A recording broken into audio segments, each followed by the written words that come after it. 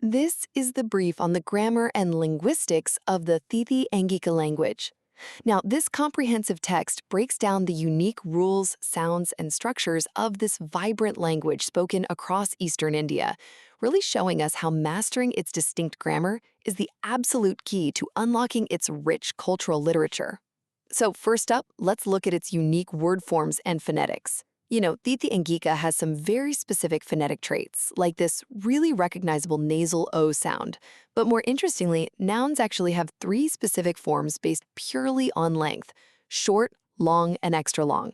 For example, the word for small evolves from chot to chutka, all the way to the extra long chutkwa. It's honestly just like stretching a rubber band to add a little extra conversational emphasis. Second, we've got to talk about their deeply relational verbs.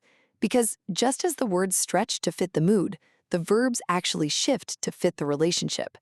See, in Thithi and Kika, verbs are really the heart of the grammar. They change based on tense and person, sure, but also based on the listener's relationship to both the speaker and the subject. It kind of makes you wonder, right? When you bake the listener's relationship directly into the grammatical rules like that, how does it change the way a whole community connects with one another? Finally, let's explore its layered composition and expression. The source details a rich tradition of both prose and poetry, utilizing strict rhythmic meters.